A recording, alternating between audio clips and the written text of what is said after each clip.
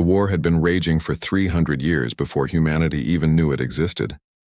Across the spiral arms of the Andromeda and Milky Way galaxies, the Corinthian Empire spread like a plague. They were conquerors by nature, warriors by evolution. Their ships tore through star systems with brutal efficiency. Their weapons turned entire worlds into ash, and their armies showed no mercy. Species after species fell before them. Planets burned, civilizations crumbled, and the Galactic Coalition, a fragile alliance of 12 surviving species, was losing. Badly. The Coalition had fought valiantly for generations. The insectoid Vexari contributed their hive mind tactical networks. The crystalline Luminari provided energy shields that could withstand star-level heat. The reptilian Dravok supplied ground troops bred for endurance and ferocity. But none of it mattered. The Corinthians adapted to every strategy, overwhelmed every defense, and crushed every hope. One by one, Coalition worlds went dark. Refugees flooded into overcrowded stations. Fleets dwindled.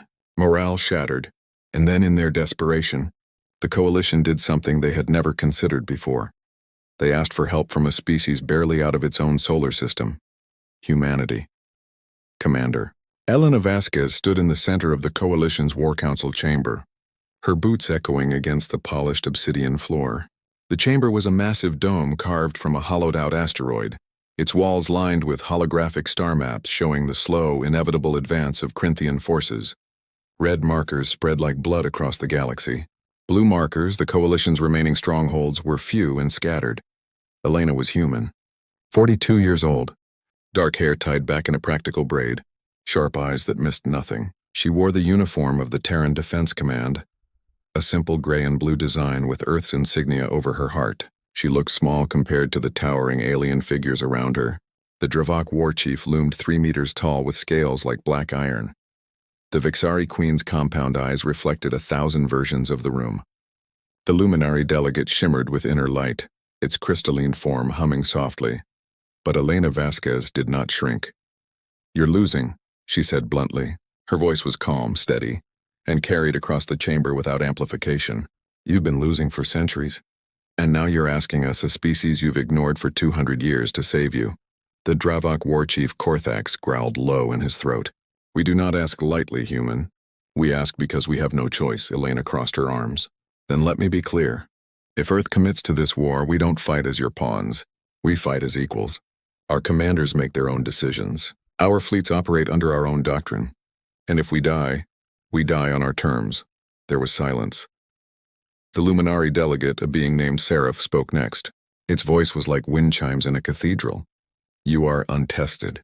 Your technology is primitive compared to ours. Your fleet numbers barely 300 ships. What can you possibly offer that we have not already tried?" Elena smiled, but there was no warmth in it. "We offer something you've forgotten how to do." "And what is that?" Seraph asked. "We improvise." 2 weeks later, the Terran Defense Fleet arrived at Archeon Station. Archeon was one of the Coalition's last major strongholds, a massive orbital platform orbiting a gas giant in the Xerion system. It housed 12 million civilians, refugees from a dozen conquered worlds.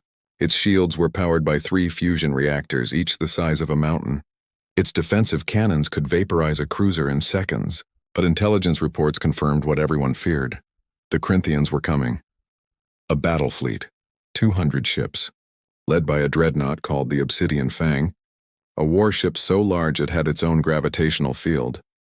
The Coalition had 40 ships defending Archeon. Humanity brought 32.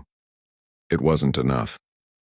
Elena stood on the bridge of the TDFS Indomitable, humanity's flagship. It was a strange ship by galactic standards. No sweeping curves or elegant alien designs, just angular plates of reinforced titanium, modular weapon pods, and a forest of communication arrays. It looked crude, improvised, dangerous, because it was. "Admiral," her second-in-command, Lieutenant Marcus Ree, said quietly. "Corinthian fleet dropping out of FTL in 20 seconds. Elena nodded. Around her, the bridge crew moved with practiced efficiency. No panic, no hesitation. They had drilled for this. Humanity had fought wars among themselves for millennia. They understood fear. They understood death. And they understood that sometimes the only way to survive was to make the enemy believe you were insane. "All ships," Elena said into the fleet-wide channel, Execute Protocol Hydra. The Corinthian fleet appeared like a nightmare made real. Massive warships, black as the void, bristled with weapons. Energy beams capable of cutting moons in half. Missile pods that could saturate entire regions of space. Fighter swarms that moved like locusts. And at the center, the Obsidian Fang, a 2-kilometer monstrosity of metal and malice. The Corinthian admiral, a being named Drask, opened a channel. His voice was a wet hiss translated by coalition software. Humans, you do not belong here. Flee now, and we may let your world survive another year. Elena's reply was short. No, Drask paused. Then you die. Maybe, Elena said. But you're coming with us. She cut the channel, and hell descended. Protocol Hydra was not a battle plan. It was controlled chaos. Humanity's ships did not form neat battle lines. They scattered. Some dove toward the gas giant, using its gravity to slingshot at impossible angles. Others released clouds of micro-drones, each no larger than a fist, each carrying a shaped explosive charge. The Indomitable and 5 heavy cruisers charged directly at the Obsidian Fang, seemingly suicidal. The Corinthians opened fire. Space lit up with energy beams and explosive warheads. 2 human destroyers died instantly, vaporized in blooms of white fire, but the rest kept moving, weaving, jinxing. The drones spread into a fog around the Corinthian fleet, too small to target effectively, too numerous to ignore, and then they detonated, not all at once, strategically, in waves, targeting sensor arrays, communication relays, engine exhausts. The Corinthian fleet, designed for overwhelming force, suddenly found itself blind in a dozen places, deaf in others, and bleeding thrust from ruptured fuel lines. Drask roared orders, trying to regroup, but humanity wasn't done. The Indomitable fired its main weapon, not an energy beam, not a missile, a solid tungsten rod, 6 meters long, accelerated to a significant fraction of light speed. It punched through the Obsidian Fang's forward shields like they were tissue paper. The impact released energy equivalent to a small nuclear warhead. The dreadnought's bow buckled. Atmosphere vented into space. Secondary explosions rippled along its hull. Drask stared at his tactical display in disbelief. What are they? His tactical officer, trembling, whispered. They fight like prey that refuses to die. The battle raged for 4 hours. Humanity lost 18 ships. The Coalition lost 12, but the Corinthians lost 47, and the Obsidian Fang, crippled and bleeding, retreated. In the aftermath, Elena stood in Archeon Station's command center, surrounded by Coalition officers. They stared at her like she was something alien, something impossible. Korthax, the Dravok war chief, finally spoke. You held, against a force 5 times your size. Elena shrugged. We couldn't afford to lose. But your tactics, Seraph said, its crystalline voice filled with confusion. You sacrificed ships to blind them. You used debris as weapons. You fought without honor, without structure. We fought to win, Elena interrupted. That's all that matters, Korthax nodded slowly. You are not what we expected, human. Elena was about to reply when every screen in the command center went dark. Alarms shrieked. Emergency lights flickered, and then, from every speaker, every communication device, every holographic terminal came a sound, a signal, deep, ancient, rhythmic, like the heartbeat of something vast and sleeping. Seraph's light flickered in terror. No, it cannot be. What is that? Elena demanded. Korthax's voice was a whisper. The Obsidian Veil. The what? The luminary delegate turned to her, its entire form trembling. A forbidden zone. A graveyard, where the Black Armada sleeps. Elena's blood went cold. What's the Black Armada? The precursors, Korthax said quietly. The first civilization. The ones who kept balance. They purged the galaxy of chaos 50,000 years ago, and then they vanished. The signal grew louder, and somewhere light years away in a region of space no species dared enter, something ancient stirred. Millions of ships, obsidian black, perfect, silent, and one by one their lights began to glow. The signal did not stop. For 3 days it echoed across every inhabited system in the galaxy. It bypassed encryption. It ignored firewalls. It did not ask for permission. It simply existed, a low, rhythmic pulse that thrummed through subspace like the breathing of something immense and ancient. Sleep became difficult. Dreams turned strange. People reported hearing whispers in languages no living species spoke. And in the obsidian veil, the lights grew brighter. Elena Vasquez stood before the emergency session of the Coalition High Council. The chamber was packed. Representatives from every surviving species crowded the gallery. Fear filled the air like smoke.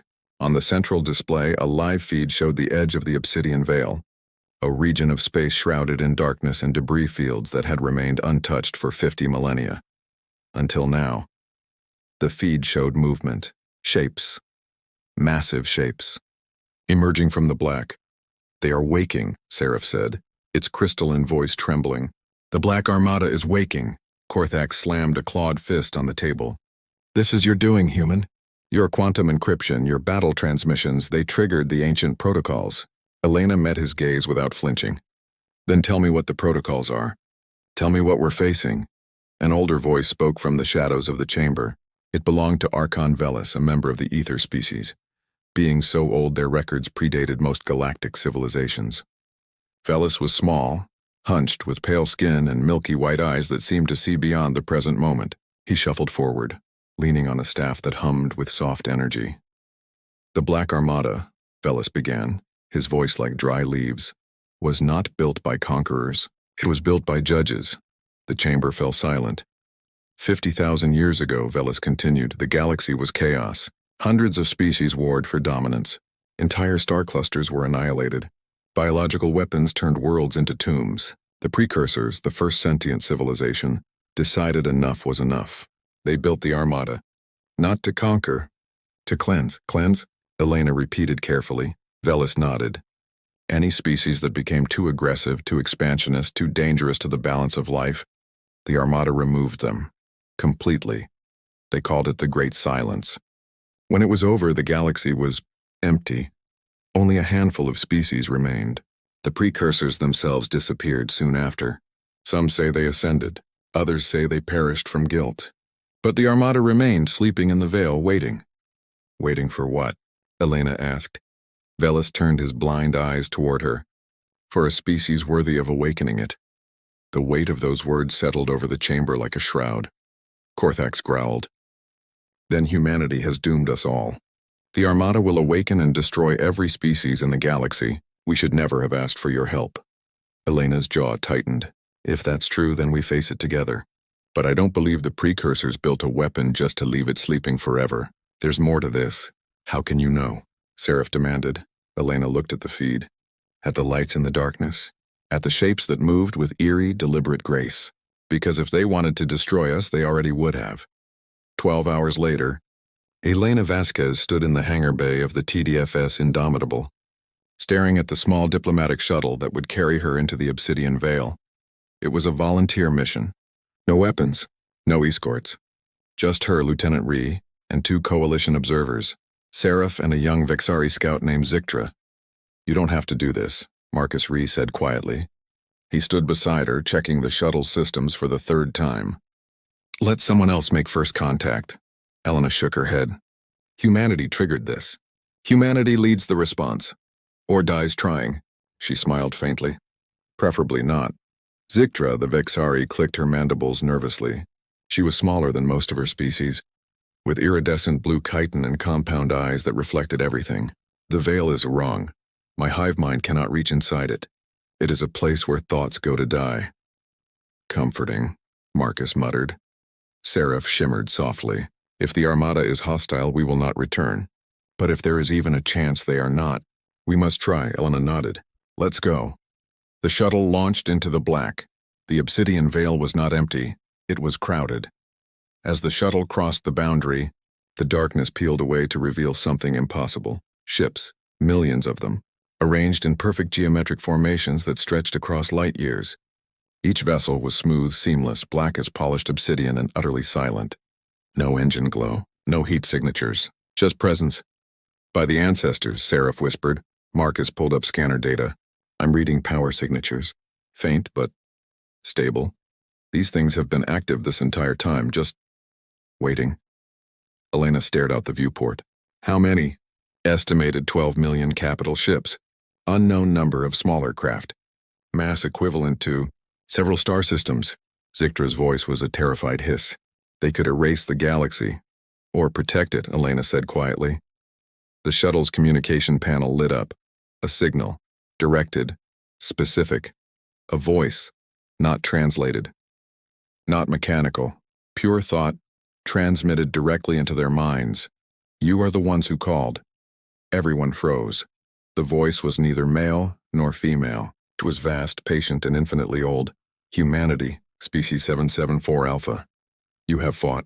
You have sacrificed. You have united others against extinction. Why?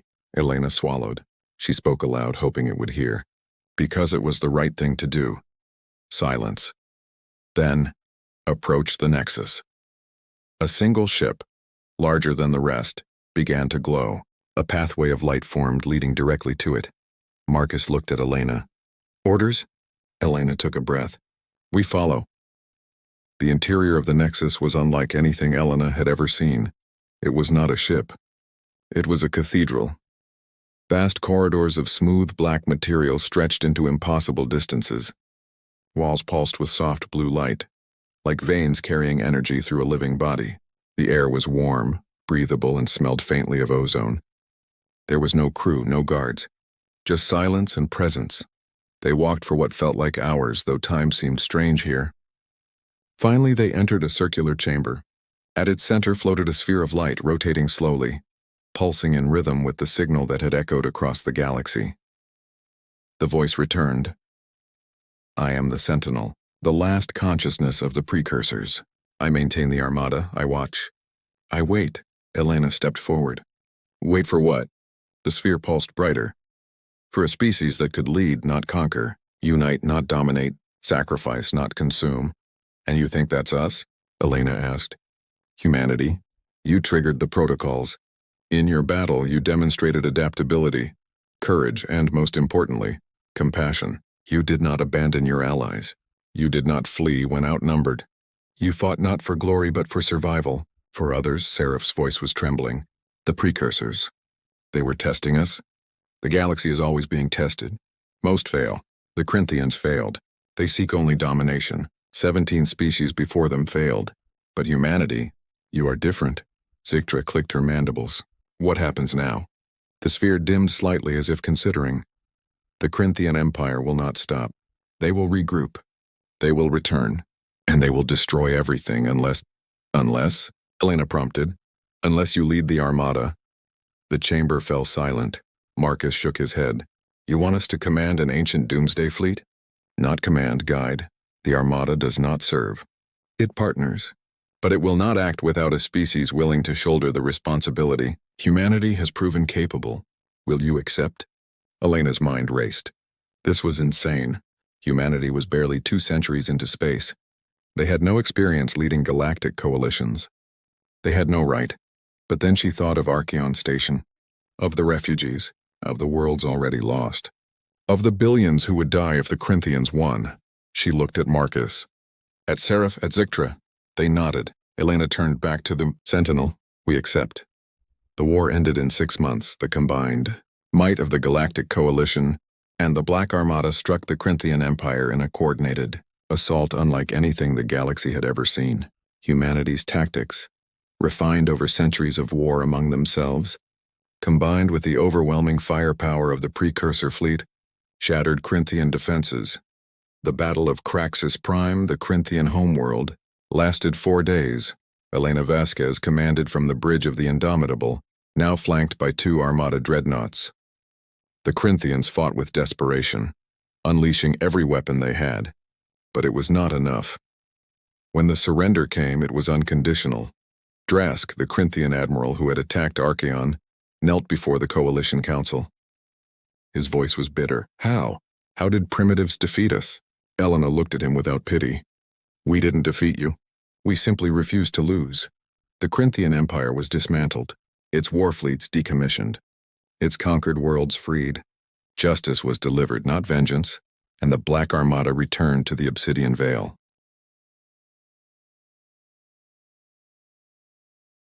But this time they did not sleep. They watched. They waited. Guardians, not judges. 1 year later, Elena Vasquez stood on the observation deck of Unity Station, a new coalition hub built in neutral space. Through the viewport, she could see Earth blue and green and impossibly fragile. Marcus joined her.